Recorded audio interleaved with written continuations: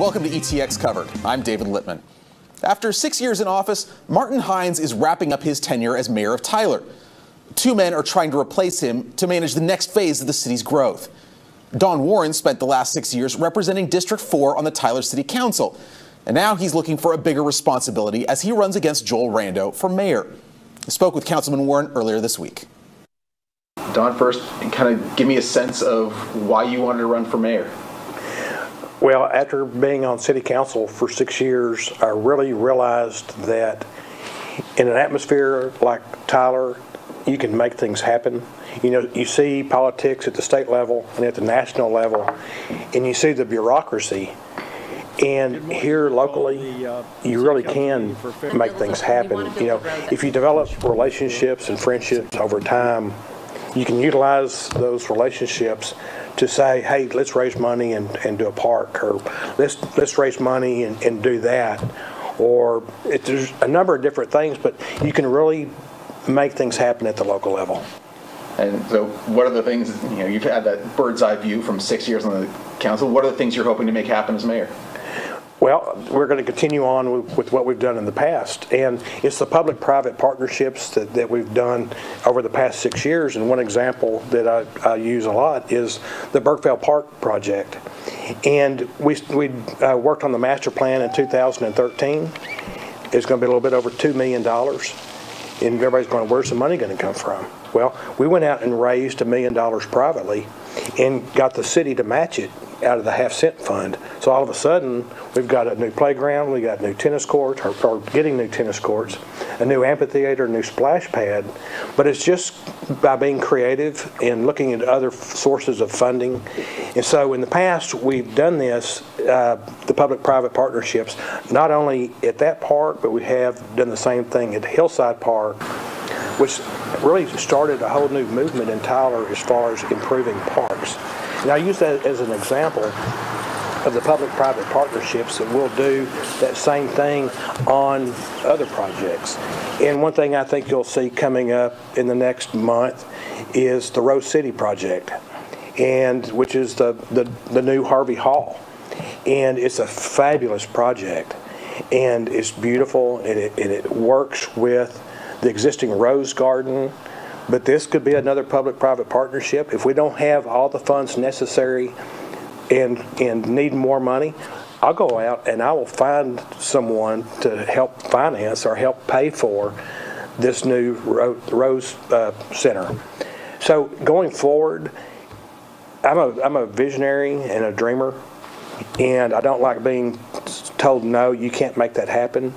But if the city cannot afford, and we've got a tight budget, but if the city cannot afford to do these extra projects, it's time to count on members of our community to step in and help. What do you think are going to be the biggest challenges going forward to manage the growth that we've seen here over the last several years? And I think we're going to continue to see the growth, and significantly. And when you think about the new medical school and the financial impact that that's going to have on the community, development, like I say, on the West Loop, and doing things other than just in South Tyler, it's going to be a challenge. But we'll have to accept the challenge and deal with the challenge. I don't think there's anything that's too big that we can't handle. We do things year after year after year. And one example is our streets. People say, well, why don't you just spend a bunch of money right now and fix our streets? Well, we try to do so much per year, and right now we spend $5 million a year on streets, but we do it year after year after year. So 20 years down the road, streets start falling apart piece by piece by piece, but not all at the same time, because you didn't build them all at the same time. So it's kind of the same concept with sewer and streets and drinking water. As the city grows, you're putting in the infrastructure at different points in time, so it's somewhat stair-stepped as far as the cost. You call yourself a dreamer type, a visionary type. What are some of the things that you would love to make happen that haven't been talked about yet?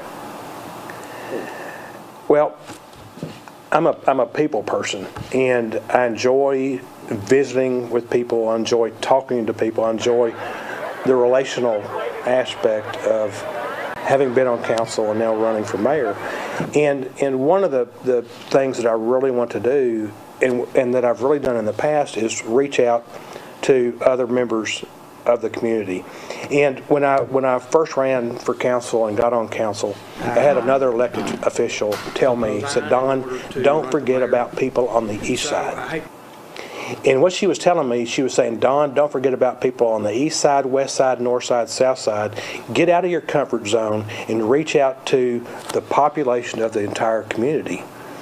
And what she was saying really made a lot of sense then, but it makes a lot of sense now, that we've got to reach out to the entire community. And you know, we're in times where we have challenges with, after the death of George Floyd, and you've got, you know, some racial tension, and it's time for, and we've done it in the past, but we can do better as far as reaching out to our brothers and sisters. You know, it doesn't matter what color you are.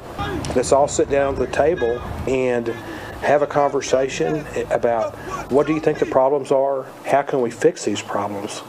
And so it'll be a challenge. I got to tell you one thing real quick that I recently read, is that people listen 65% of the time, people talk 25% of the time, and people write 10% of the time. And what that tells me is maybe we don't do enough time listening to others, and we spend more time speaking. So I plan on doing a lot of listening. More than half of Smith County has voted at this point. What's your final message to everybody as we get toward November 3rd? Well, I think it's going to come down to relationships and experience. And I think it's necessary that the next mayor can step into the shoes of Mayor Martin Heines without missing a beat. We've got a huge budget that we have balanced over the last 6 years. And I think it's important that someone goes in there that's balanced it in the past and understands the 30 different funds that are operated by the city. I think it's important that the next mayor has a good relationship with the police chief, with the fire chief, with the city manager, with the planning department, and can continue to have these conversations with the heads of all the different departments to say, I want to do this, or I want to do this, or good job. But probably the main thing I want to get across is, I think it's very important for the elected officials to know city staff from the bottom to the top, and not necessarily from the top to the bottom. And when you see a guy that's emptying the trash at Burkeville Park, he deserves to be told, good job, just as much as the police chief or fire chief. So my personal goal is I'm a morale guy. I want to make other people feel good. I want to encourage when encouragement needs to be given, but when encouragement is deserved.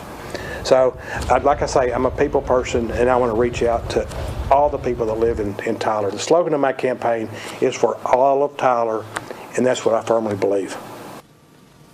We were unable to find a time to speak with his opponent, but Joel Rando is also a familiar player in Tyler politics.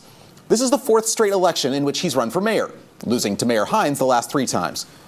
Rando owns an iPhone repair shop and a comedy club downtown. In an interview 2 weeks ago with our partners at the Tyler Morning Telegraph, he said his campaign is based on lowering the tax rates for residents. He says the city has enough money, just doesn't manage it well, especially when it comes to essential services. He said he wants to speed up the plan to fix the city's roads and sewer system, and also said he would end the practice of hiring consultants to lobby the state legislature. He also says he would not consider defunding the Tyler Police Department.